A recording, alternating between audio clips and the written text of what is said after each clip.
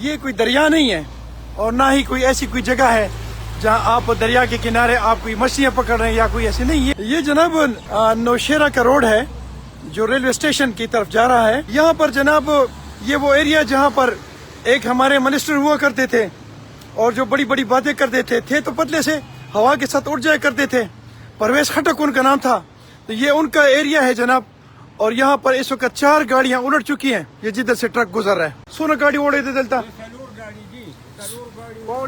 ہاں ہاں اور دا روڈ کمی ہو دے اسٹیشن روڈ رہے.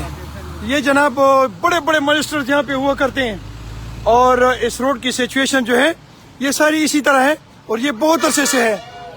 ان لوگوں کی بہترین کارکردگی پر سلام پیش کرتا ہوں جی نوشیرہ گورنمنٹ کو.